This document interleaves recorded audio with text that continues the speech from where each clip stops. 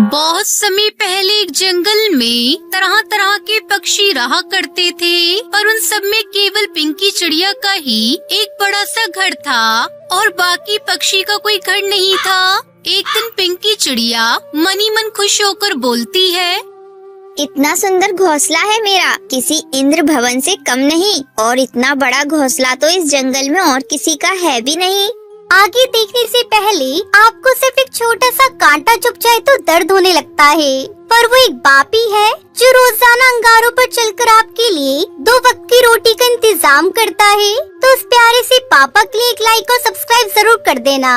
साथ ही अपने प्यारे से पापा के लिए ये वाला इमोजी जरूर सेंड कर देना। ये सब बातें दूर डाल पर बैठी टुनटुनी चिड़िया सुन रही होती है और वो कहती है, ये पिंकी चिड़िया खुद ही अपना घोंसला देखकर मनी मन खुश हुआ करती है। ज्यादा ही घमंड है इसे अपने घोंसले पर। चलो मुझे क्या, अब हम सभी पक्षी मिलकर जंगल में पार्टी कर रहे हैं, तो इसे भी बुला लेते हैं।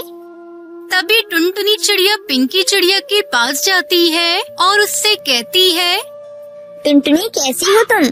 हाँ मैं बहुत बढ़िया हूँ। आज जंगल के सभी पक्षियों ने मिलकर एक पार्टी करने की सोची है। तुम भी वहाँ आओगी तो हमें बहुत अच्छा लगेगा। क्या कहा, पार्टी पर? तुम सबके पास तो घर नहीं, फिर पार्टी कहाँ करने वाले हो? हाँ ये सच है कि हम पक्षियों में से किसी को कोई घर नहीं, पर हम झाड़ियों के बीच में ही एक स्टेज लगाने वाले हैं। उसी पर हर तरह के खेल कूद करने की सोची है। क्या हुआ पिंकी, तुम क्यों हंस रही हो? रहने के लिए जिसके पास घर नहीं, उन्हें खेल कूद की जरूरत भी है। ऐसा मत बोलो पिंकी, क्या खुशियाँ वही मना सकते हैं जिनका घर हो? हाँ और नहीं तो क्या, जिसके पास घर है वही खुशियाँ मना सकता है। वैसे भी तुम जैसे गरीब पक्षियों के मुझे मुंह नहीं लगना। पिंकी चिड़िया से अपमानित होकर टुनटुनी चिड़िया रोती रोती वापस जंगल की तरफ लौट रही थी। तभी अचानक कालू कौवे ने टुनटुनी को रोता देखा और उससे रोककर पूछा, क्या हुआ टुनटुनी, तुम रो क्यों रही हो?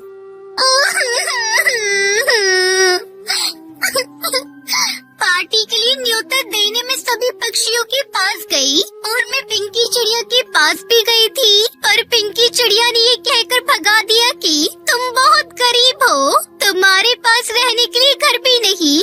उसने मुझे बहुत अपमानित किया। तुम अच्छे से जानती हो ना कि पिंकी चिड़िया को अपनी अमीरी का कितना घमंड है। तुम्हें ऐसे पक्षी के कहने का बुरा नहीं मानना चाहिए। ठीक है कालू भैया। अच्छा चलो हम दोनों स्टेज की तैयारी करते हैं। कालू कौवे ने समझाकर टुनटुनी चिड़िया का दिल बहलाया। फिर सभी पक्षियों ने मिलकर स्टेज बनाकर तैयारियां कर ली। तब बंटी कबूतर बोला, देखो हम सबका बनाया स्टेज कितना सुंदर लग रहा है। हाँ बिल्कुल सही कहा। चलो अब हम खेल प्रतियोगिताओं की शुरुआत करते हैं। यूँ वो सभी इकट्ठे होकर खेल की शुरुआत करने ही वाले थे कि अचानक मौसम बदला और बरसात होनी शुरू हो गई। अरे ये क्या, अचानक से बरसात कैसे शुरू हो गई? अब पार्टी तो नहीं हो पाएगी। कितनी मेहनत से हमने स्टेज सजाया था। स्टेज को तो रहने दो दोस्तों, बरसात बहुत तेज होने वाली है और हम में से किसी के पास रहने की जगह नहीं है। इस बरसात में भीगते हुए हम सभी रात कैसे बिताएंगे? अब हम तीनों कैसे रह पाएंगे? यूँ वो तीनों बरसात में भीगते हुए थर थर कांपते हुए वैसे ही खड़े रहे। अब हम सबको मिलकर कोई रास्ता निकालना होगा। आज की रात बिताने के लिए कोई जगह ढूंढनी होगी। हाँ मुझे एक रास्ता दिखाई दे रहा है। कौन सा रास्ता? इस पूरे जंगल में सबसे बड़ा घर पिंकी चिड़िया का ही है। वो मेरी बहुत अच्छी सहेली है। आज रात के लिए हम उसके पास आसरा मांग सकते हैं। उस घमंडी पिंकी चिड़िया से तुम आसरा मांगोगे? आज सुबह मैं उसे न्योता देने उसके घर पर गई थी, तो पता है उसने मेरा कितना अपमान किया। हाँ बेचारी टुनटुनी चिड़िया ने मुझे सब बताया। तुम चिंता मत करो दोस्तों, वो मेरी बात नहीं टालेगी। मेरी दोस्त है, चलो मेरे साथ। बंटी कबूतर के कहने पर कालू कौवा टुनटुनी चिड़िया पिंकी चिड़िया से मदद मांगने गए। पिंकी दरवाजा खोलो। कौन है दरवाजे पर? मैं हूँ बंटी और मेरे 2 दोस्त। पिंकी चिड़िया ने दरवाजा खोला।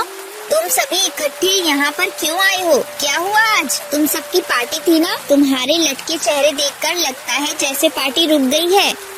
हाँ दोस्त, बरसात की वजह से हमारी पार्टी थम गई। मैं तो पहले ही जानती थी कि ऐसा कुछ होगा। वैसे भी तुम जैसे गरीबों को पार्टी की क्या जरूरत। वो सब छोड़ो पिंकी, इस बरसात में हम सब बाहर नहीं ठहर पा रहे हैं। तो मुझसे क्या चाहते हो? क्या आज रात के लिए हम सबको अपने घर पर आश्रय दोगी? सुबह होते ही हम चले जाएंगे। क्या कहा? मैं और तुम्हें आश्रय दूं? मैं तुम्हें ऐसी वैसी चिड़िया दिखाई देती हूँ जो तुम सबको रहने के लिए घर दे। मेरा कोई साधारण सा घर नहीं है। ऐसा